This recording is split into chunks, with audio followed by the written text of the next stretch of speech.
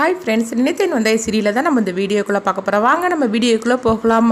காசியம்மாவை பார்க்குறதுக்காக எழிலோட குடும்பம் அவ்வளோருமே அங்கே வராங்க. அப்போ காசியம்மா என்ன விஷயம்னு சொல்லி கேட்கும்போது எழிலோட அம்மா நடந்த எல்லா விஷயத்தையும் சொல்கிறாங்க. இவங்க ரெண்டு பேரும் சேர்ந்து வாழதும் வாழாமல் இருக்கிறதும் உங்கள் கையில் தான் இருக்குமா, நீங்கள் என்ன முடிவு எடுத்தாலும் எங்களுக்கு சரிதான் அப்படின்னு எழிலோட அம்மா சொல்லும் போது அப்போ காசியம்மாவும் யோசனை பண்ணுறாங்க.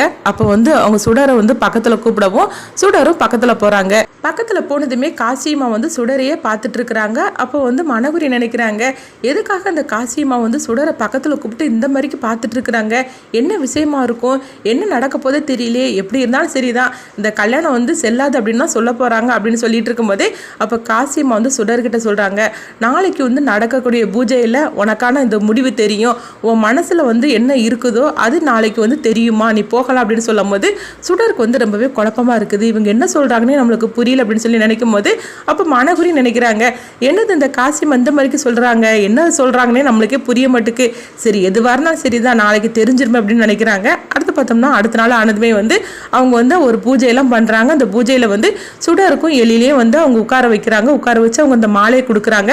ரெண்டு பேரும் இந்த மாலையை மாற்றிக்கோங்க அப்படிங்கும்போது ரெண்டு பேருமே மாலையை மாற்றிக்கிட்டுதாங்க. அடுத்து பார்த்தோம்னா அங்கே பக்கத்தில் வாங்க அப்படின்னு சொல்லும் போது சுடரு எழில காசியம்மா பக்கத்தில் வராங்க. அப்போ இந்துமதியும் வந்துருந்தாங்க.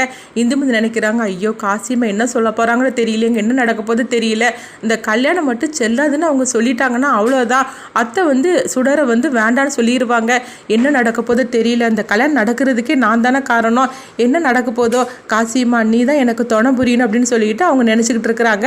அப்போ காசியம்மா அந்த ட்ரெஸ்ஸை கொடுத்து ரெண்டு பேரும் மாற்றிட்டு வாங்க அப்படிங்கும்போது சுடர் சொல்கிறாங்க, காசியம்மா அந்த புடவை எனக்கு வேண்டாம் அப்படிங்கும்போது எதுக்காக நீ வேண்டான்னு சொல்கிற அப்படின்னு கேட்கும்போது, இல்லை எனக்கு சொல்ல போனாக்கி எழிலோட சேர்ந்து வாழறதுக்கு எனக்கு சுத்தமாக இஷ்டமே கிடையாது, ஏன்னா அந்த கல்யாணம் என்னுடைய விருப்பப்படி நடக்கவே இல்லை, ஏன் விருப்பப்படி மட்டும் இல்லை எங்கள் ரெண்டோரும் விருப்பப்படியுமே நடக்கவே இல்லை, ரெண்டோரும் விருப்பம் இல்லாமல் சேர்ந்து வாழ்றதுல எனக்கு கொஞ்சம் கூட விருப்பமே கிடையாது, அதனால நீங்கள் இப்போமே சொல்லிடுங்க, இந்த கல்யாணம் செல்லாதுன்னு நீங்கள் சொல்லிடுங்க அப்படிங்கும்போது காசியம்மா ரொம்பவே கோவப்பட ஆரம்பிச்சிருந்தாங்க. இங்கே பாரு, இங்கே நான் என்ன சொல்கிறேனோ அதான் நீங்கள் கேட்டு நடக்கணுமே தவிர நீ சொல்கிறது ஒன்று நான் கேட்டு நடக்கக்கூடாது, நீ இப்போ இந்த புடவையை போய் மாற்றிட்டு வா அப்படிங்கவும் அப்போ சுடர் பயப்பட ஆரம்பிச்சிருந்தாங்க, என்ன இவங்க இந்த மாதிரிலாம் பேசுகிறாங்க அப்படின்னு.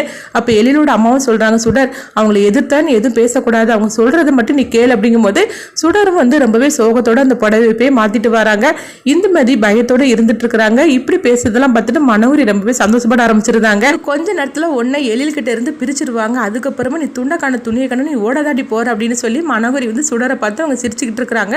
சுடரும் எழிலும் பார்த்தோம்னா ட்ரெஸ் எல்லாம் மாற்றிட்டு வந்துருந்தாங்க. அப்போ காசியம்மாவுக்கு சாமி வந்துருந்து ரெண்டு பேருமே பக்கத்தில் கூப்பிடவும் ரெண்டு பேரும் பக்கத்தில் போகிறாங்க. போனதுமே சொல்கிறாங்க, உனக்கு இவா தான் இவளுக்கு நீ தான் சொல்லி அந்த கடவுளே முடிச்சு போட்டது தான் இது, அதனால இதில் எந்த வித மாற்றமும் கிடையாது, நீங்கள் ரெண்டு பேரும் சேர்ந்து வாழணும்னு சொல்லி அந்த கடவுளே நினச்சிட்டான், அதனால தான் இந்த மாதிரிலாம் நடந்திருக்குது, ஆனால் நீங்கள் நினச்சாலும் கூட நீங்கள் பிரியவே முடியாது, நீங்கள் ரெண்டு பேரும் சேர்ந்து தான் வாழணும் அப்படின்றதாங்க. இதை கொஞ்சமே எதிர்பார்க்காத மனோகரியும் எழிலும் அதிர்ச்சி அடைகிறாங்க. அப்போ அஞ்சலி ரொம்பவே சந்தோஷப்பட ஆரம்பிச்சிருந்தாங்க.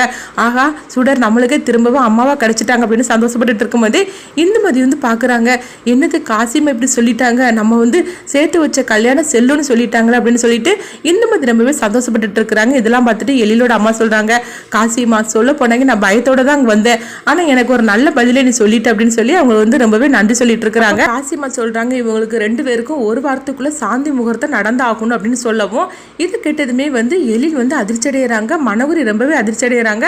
சுடருக்கு இதில் சுத்தமாகவே இஷ்டம் இல்லை, இந்த கல்யாணத்திலே இஷ்டம் இல்லைன்னு சொல்லி நினச்சிக்கிட்டு இருக்கிறேன்.